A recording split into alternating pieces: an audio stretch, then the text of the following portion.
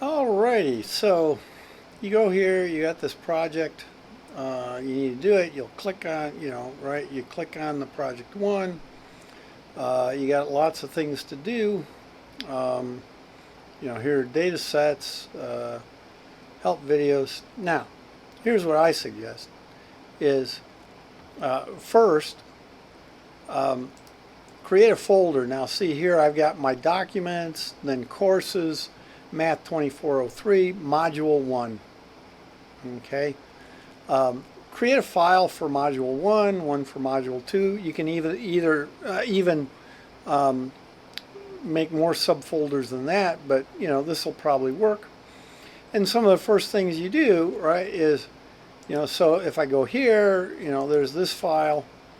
Now I suggest you can open it with whatever, but then at some point, whether you're in there and you save it or you just start out by saving it, save the file to that spot. Now, mine, if I just say save the file, it saves to downloads. Excuse me. And so then I'd have to move it, but that's fine, But I can also open it with the system handler. I can say OK, and there it is.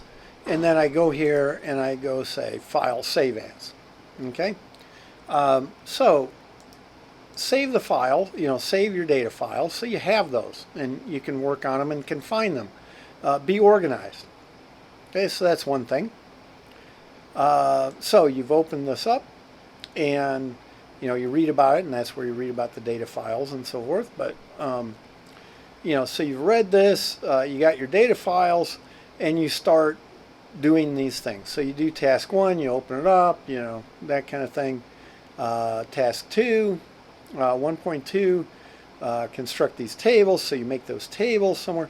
Now, after you make the tables, what I suggest is, most of the time, I'm not just having you do these willy-nilly. You're probably going to want to include them in your report. So after you make the table, go ahead while you're at it, have your document started here, and maybe you put your title in there. Module 1 guided project. All right, so you've got that. You've got, this is math 2403, web section 2020, or well, actually spring 2023, name, that kind of stuff. Now, in what you can do is hopefully you have kind of looked through this whole thing before you start on the task, and when you do, you get to the bottom and you see this required items, and you see a title, which includes the module number, a course number and semester, your name, include those. Okay, so you see I started including those because I knew those were on there, so I could start my document that way, and then an introduction. Well, and so okay, I'll go back here and put my name. Now I can decide to center this stuff later or whatever, but I'm just getting it in as I do this project. Now, introduction. Well, I can put either a heading there or a placeholder. Okay, I don't have to use the word introduction in this, but I can keep a placeholder. And then, what else is in the required items? So I need an introduction, categorical, explanatory variable, and category. Okay, so I'm going to try doing a Control-C on this and just pasting it in here with a Control-V, and there it is. Well, most of it, variable.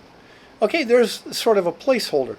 Now, it also could be a heading, and then I could start typing things in here.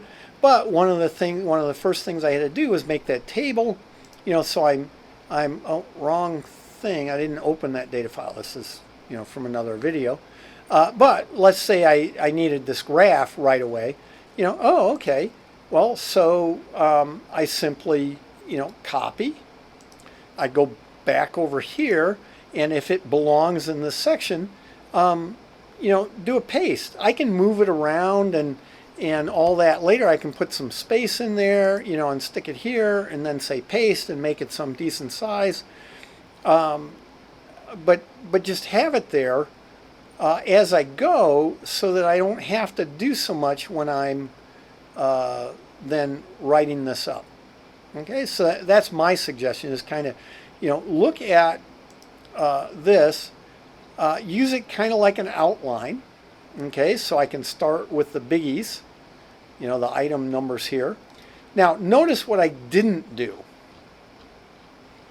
Okay, item 2.1, item 2.2, yeah, that kind of thing. All right, so let me go here, and let me write item 2.1. Okay, now let me do this, and if I had a way to like smash this with a sledgehammer, which I probably do if I looked it up, I could find some way to make it look like my mouse was smashing this with a sledgehammer or something. But at least what I can do is go here and do strike through. Okay? Do not put item 2.1 into your report. Do not put item 2.2 into your report. Literally those things. Because if I'm reading this and have never read the project description, I'm asking myself, well, where's item 1.1? Why don't you have an item 1.1? Why for the title would you call it an item, right? That makes no sense. You're writing a report for a reader. You are not answering numbered homework problems. It is a report.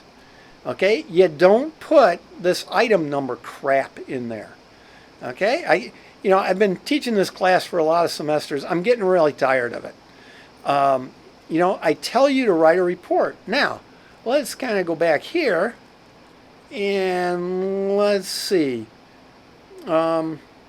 Somewhere, I think, let's see, create a word processor, it should be exported, let's see, so document frame, click on assignment, attach a file, this is also what you need. No, okay, so it doesn't say it there, but in the report, the write-up, okay, very important. A person should be able to read your report without ever having seen the Project 1 description. For example, do not use the item numbers I use in your report. Okay, don't use those item numbers. Why do I have them? Because they make sense for me. Here, they're items. Back here, go up a few. They're tasks. Okay, and these are 1 point something because they were in section 1. Here's section 2, your deliverable, okay, your report, and all of a sudden now they're 2.1 and 2.2, and they've switched from task to item. Okay, because these are not tasks, they are items that you want to include at the very least. Now you could include more. But if you get all this and you do a complete explanation with it, you're going to have a great project.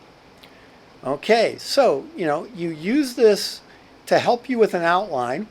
And, if you need to, again, well, basically, copy and paste some things in here. So what do we got here? So there's that. I could go here. Now you got to be a little careful. Maybe I want to indent or something, and then put that give mechanism so I see that it's part of this explanation.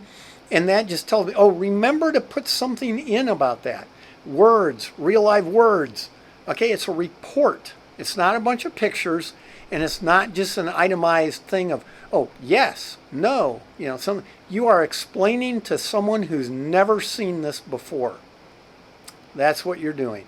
They've never seen this guided project before. You are explaining what's happening, what you're doing. Okay? And why? Well, because I want to see if you can. Right? Because you're supposed to learn this stuff. That's how I can tell if you have learned it. You can explain it to somebody else. You can explain what's going on. Okay, so, you want to give that mechanism. What the heck was that? Give the mechanism we use to visualize. Oh, okay, so give a mechanism. I can get started on that, right? Give a mechanism. Oh, so I could write, instead of give a mechanism, right? Something like for categorical data, we typically use tables or summary tables, maybe summary tables of counts to visually examine the relationships or the data. I could use the word data again. That's okay. But the relationships in the data. Okay. Oh, great. Typically we do that, and then I could show them what a typical table looks like. I could just take a generic one, or I could reference. I could say, C table, and who knows what table it will be. It'll probably be your first one, right? C table 1 from our analysis for an example. Whoops, example. Okay, yeah, something like that. That's telling me what's going on.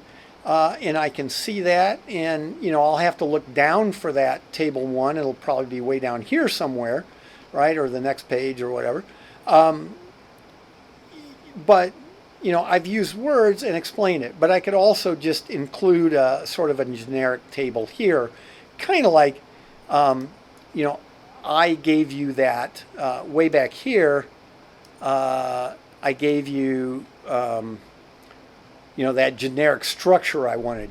Now, if you gave this table and you said fill in correct number, like if you took a picture of this, a screenshot, and put that in, no, I mean, it's okay. It's the right basic idea. But if I'm explaining what I'm doing to someone else, I wouldn't tell them to fill in the correct number, right? So be careful. Don't be lazy about it. But you can, if you're not lazy about thinking about it, you can realize that, yes, you could do things like this.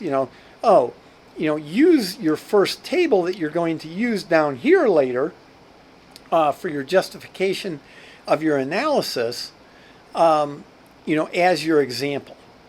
Okay? And you can talk a little bit about it. You can say, typically it's got counts for each category of each variable, stuff like that. Okay. Now, if I see this as your first 2 sentences of this section here, I'm going to ask you to rewrite your whole paper. Okay, because that's plagiarism. Now, think of your own way you would say something. It can look pretty close, but I don't want to see these 2 sentences as your first 2 sentences. I don't want to see these 2 sentences as a whole, anywhere in your project, because I wrote these sentences. You write your own. Okay? So now there aren't too many different ways to write them, but you write your own. And so this is the idea. So I've got that, and so I'm trying to follow this outline as I go. Now, I'm going to do a lot of my tasks first, but as I see things that I could fill in, maybe I'll go to this document and start filling it in. And places I can't fill in, I'll just put a placeholder, something like that. Okay, so I make those tables, I fill those in. So yeah, that really wouldn't be too far down, I don't think. So go back to my required items here. I got, oh, why would a statement about research, so I've got my introduction. Oh yeah, that was before this part. So I give the mechanism, then a discussion of the data set. Oh yeah, so I want to talk about my data. What are what are the variables? What am I looking for? I'm looking for this relationship between sex and long-term, the long-term syndrome of the heart. I'm blanking out on the cue here. So, I just, I mean, this is not necessarily something near and dear to my heart. I was looking for a good candidate for stuff where we don't know exactly what's going on. And, well, this was a good one. Okay. But then, I've got my research question. Hey, this is what we want to look at, from this data set. Are women at a higher risk for drug-induced LQTS? And this is where you would put that first table, right? So I would have my research question, and so then here, I've got stuff. My research question. So my research question is, now this sentence actually, yeah, you can plagiarize this because, well, everybody would say this. My research question is, and then follow it with why, and I would probably put it in quotes just to make it very noticeable, but it doesn't have to be, or you could make it bold or italics or something like that, just to show that's the question. Okay, so my research question is,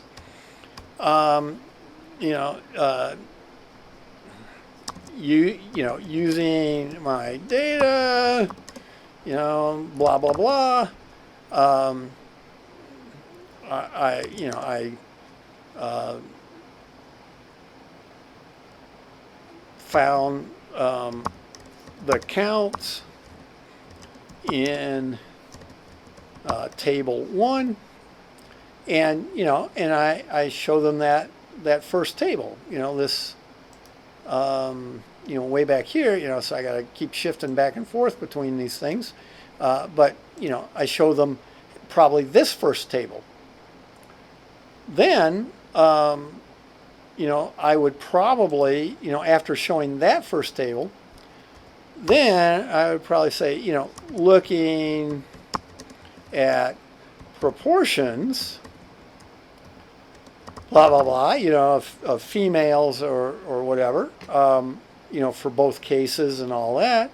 I might say something like see table 2, comma, and I've got maybe, some conclusion about what it looks like. Does it look like women are higher risk? And, and so then I would, the table I created here, I would put probably there, because that's really what I'm basing my answer on, not this one. This table came from this table, so this is a nice summary table of my data, but here is where I really do my analysis.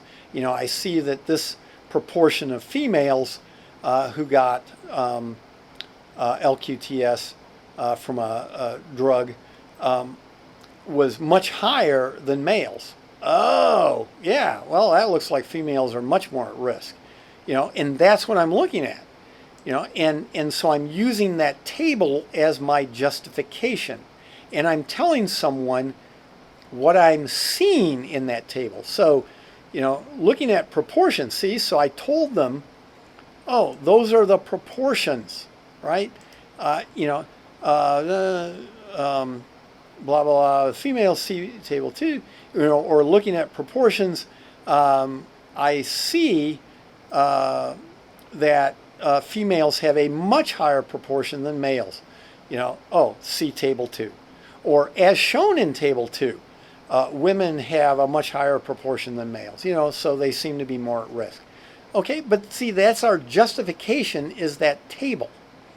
If you just say, oh, it looks like females are at higher risk, and you don't show that table, you don't mention proportions, you don't mention what the proportions are, why should I believe you, right?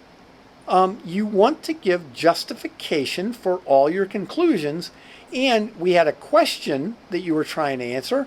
Well, then if you answered it, that was a conclusion. You need justification for that answer.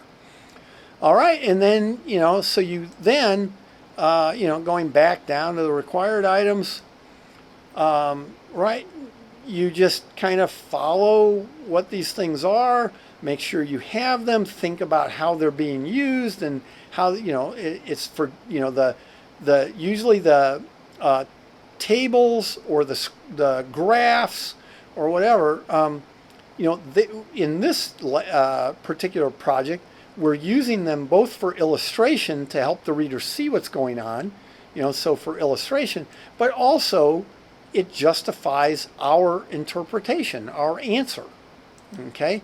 And so you need each of those, and you need to talk about each one as you come to it, and you don't put a whole big paragraph and then a whole bunch of pictures, So now in this project description, I moved away from a lot of pictures, which I have done in the past. Now, part of that reason was I decided I'd go to video. So I did a bunch of video on how these tasks are done. And it kind of made this a little shorter to look at, because I didn't do this exactly for the first project before, but something similar. And it was like 25 pages long, and I think that scared the crap out of people. At 12 pages, it probably scares you quite a bit. Anyway, so I don't have so many pictures, but think of your textbooks and so forth. How would you like it if all explanation you got was all just a whole bunch of paragraphs, and then all the pictures were either put at the beginning or the end? You wouldn't want to read that, okay? I don't want to read it either. And so don't do that, okay? You mix in tables and graphs and other types of objects that you're alluding to as you talk about them as much as possible. So again, here, I said see table 1. Now table 1 isn't till down here. Okay, so that is quite a ways from it, but it's the best we could do if we do it this way. Oh, okay. That's the best we could do, because it wouldn't make sense to put this table up here before I've ever even talked about the data, the specific data, what my research question is, or anything. It wouldn't make sense to put that table up here. Unless I put it up here as an example of just what a table looks like, and called that table 1, and then called this one table 2, but it was an exact copy. Oh, okay. Well, you could do that. But, why waste the space? You can get away with, doing something like this. The person has to just look for. You could even say, see table 1 on page whatever. And speaking of that, put page numbers on your stuff. Okay? Do I have page? I don't think I have a page number on here yet. Now, if I do another page, I'll just go down. I don't know if this does automatic page numbers. Now, if you look at my guided project, it's got page numbers. Okay, this doesn't have page numbers. So, I would go here to format. I have no idea how to put page numbers in here, right? Text, spacing, align. I don't see anything there. Oh, wait, page style. There we go, right? Organizer, somewhere in here has got to be page numbers somewhere, right? and you tell it do page numbers, header, okay, header on. No, I don't want it on header. Footer on. Same content, saying okay. Align. Okay. Well, I don't know. So maybe I have to define a footer somewhere, right? Like I've mentioned in other videos, I don't do this crap. I don't use LibreOffice Writer. I use something else. And if you look at what I have, I got page numbers on it. So again, though, I could go to File. I could look here. Properties. I don't know if that would have it in there or not. Probably not. But I'd look around. If I couldn't find it there, then I would go here and I would say, oh, hey, Google, page numbers in LibreOffice. There you go.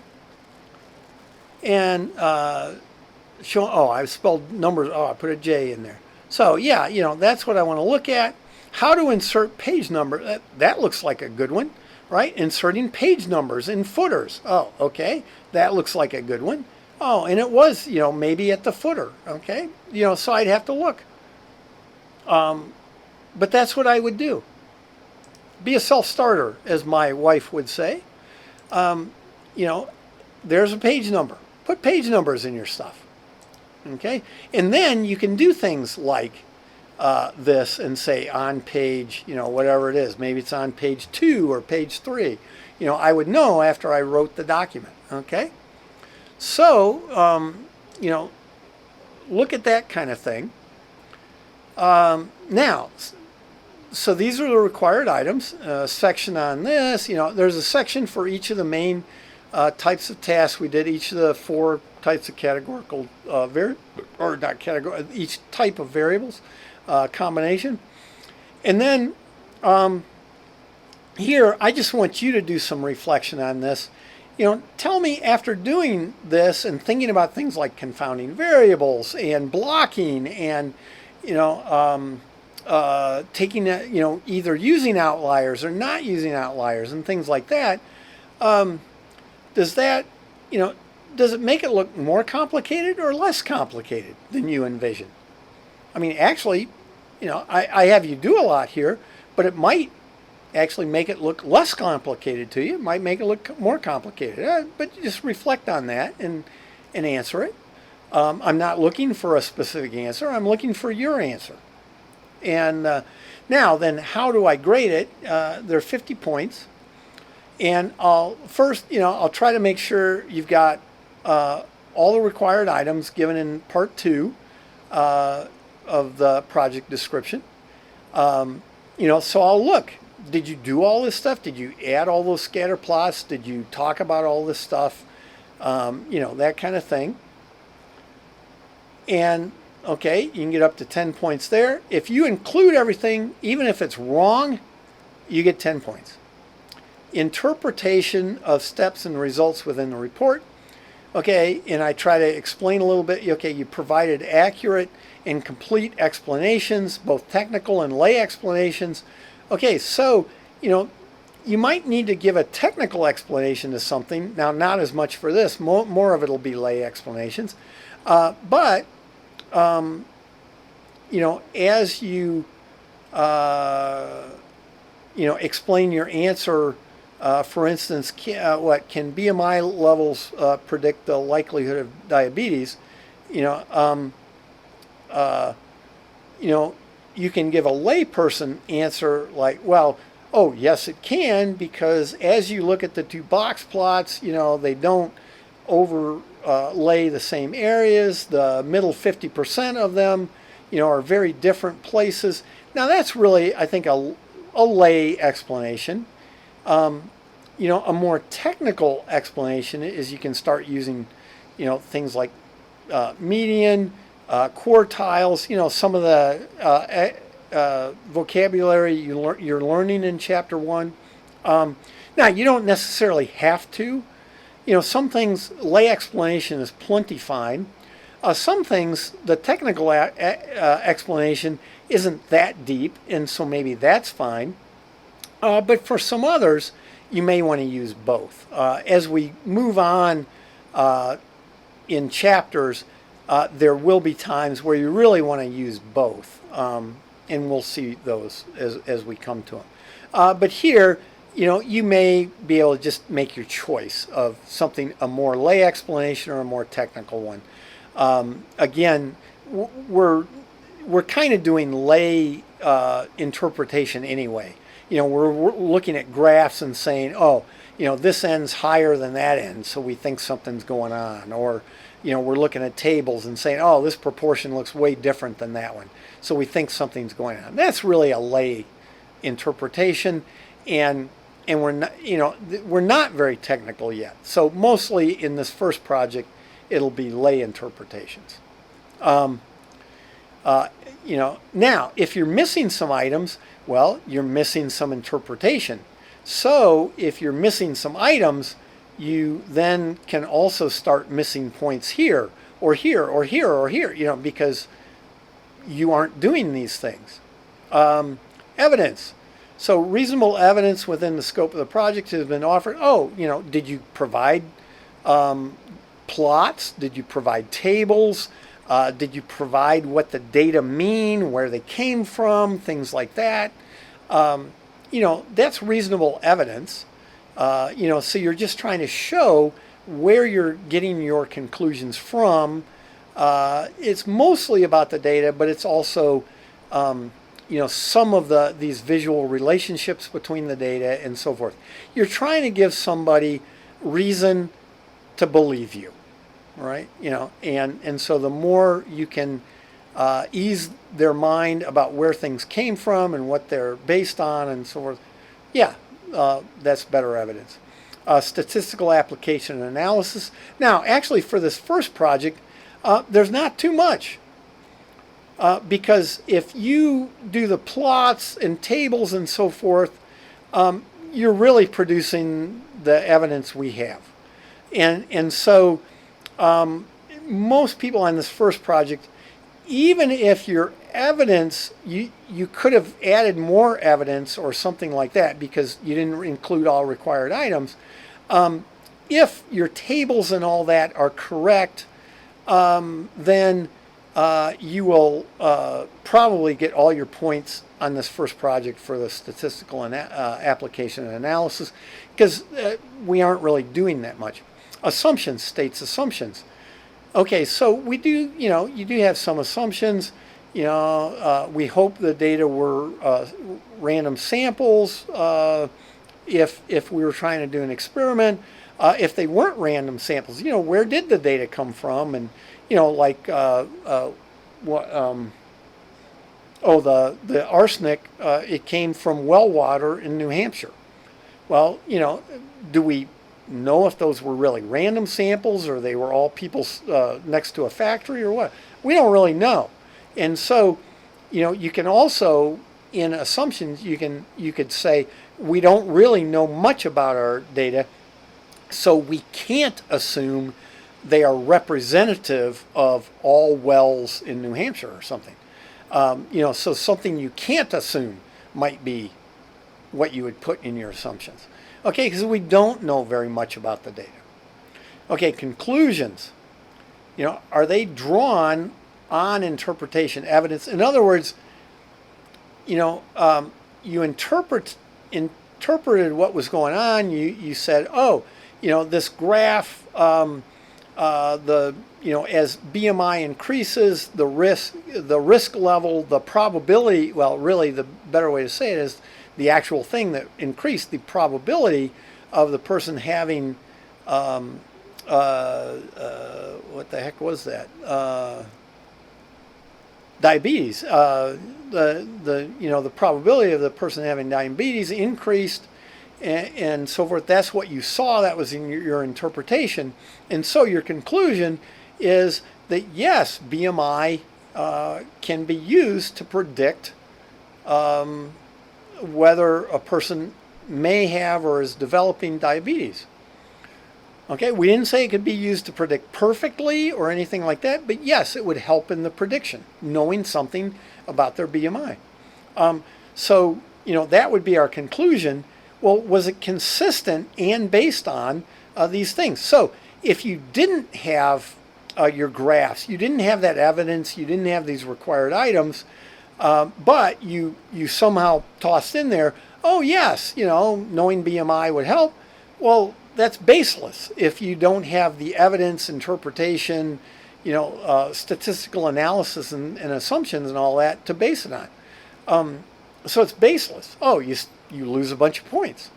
Okay, so these conclusions need to be drawn from what you've written and shown in these other parts. And then technological application. So, these would be things like,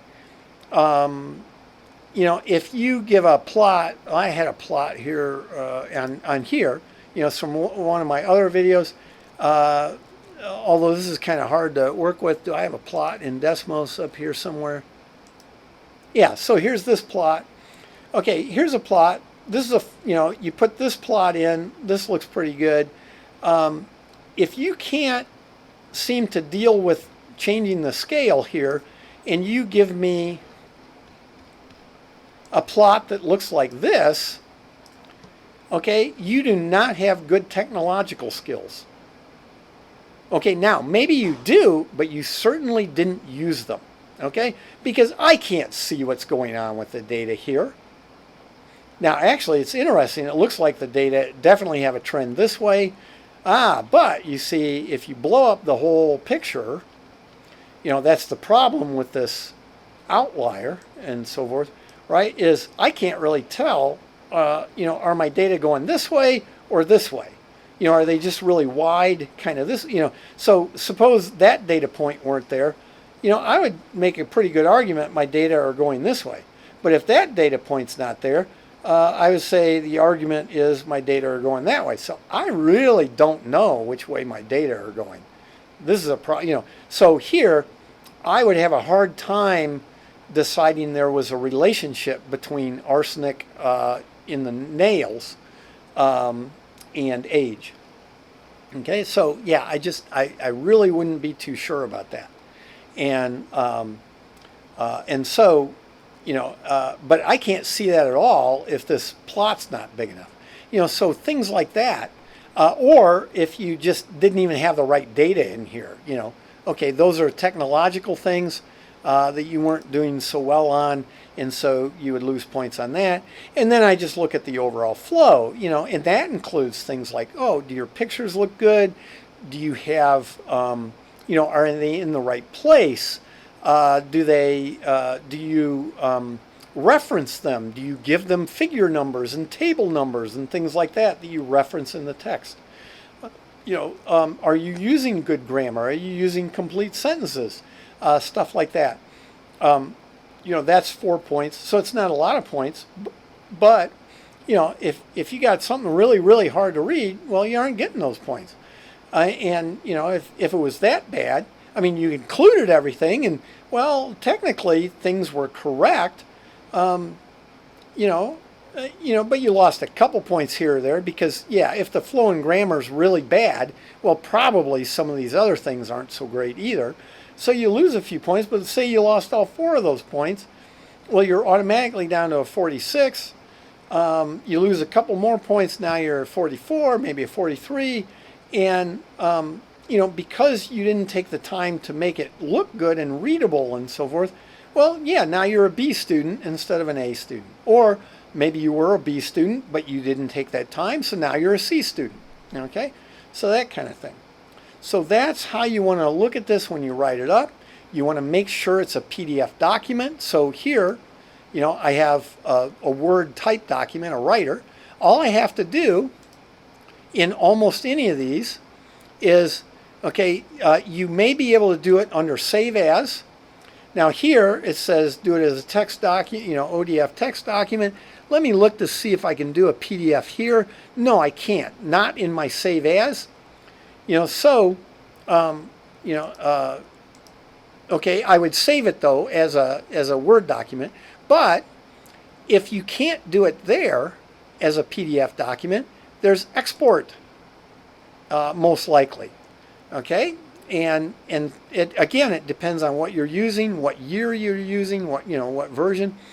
And here, what format? I go here and I find PDF. Okay, and I want to export it as a PDF document.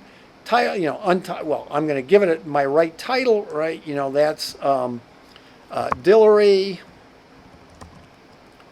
Now, I would save it in both formats, okay, because this one you can't edit, right? And so you're not really saving it, you're exporting it. But Dillery Scott, module 1, and save it this way to begin with. Save your original document with this name, not project.something, not save it with the name you're supposed to turn in. Okay, last name, first name, module number, module 1. And then, so that's the name, .pdf, I'll say export. It'll ask me, I just go with the options and I say export. Okay, I'm going to cancel because I don't want to export this. So that's the idea with exporting your document to a PDF. That's all you're just saving it as a different type of document. You're not doing anything differently than that. Just make sure you do it as a PDF. If it's not a PDF, I'll send you an email saying I won't grade it. Okay, now the reason is I can't grade it. The grading technology I have uses PDF documents.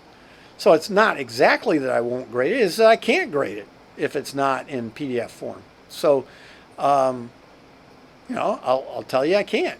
Well, all you have to do is put it in PDF form. All right, well, that's a lot on this, but hopefully you'll get the idea of what you need to turn in. You want to turn in something that's a very complete report. Make sure you've got all the required items. The best way to do that is to use them as an outline, but remember, no item number crap in there. Don't do it. You can use headings. You can call them whatever you want, like introduction and so forth, but do not use the item numbers. And, don't use a bunch of A, B, C, D like that. Here I've got a list, and it makes sense that I have a list. Okay, because I am giving instructions. I am not writing a report. You are writing a report. All right, so we'll finish there. I'll get this uploaded, and off you go.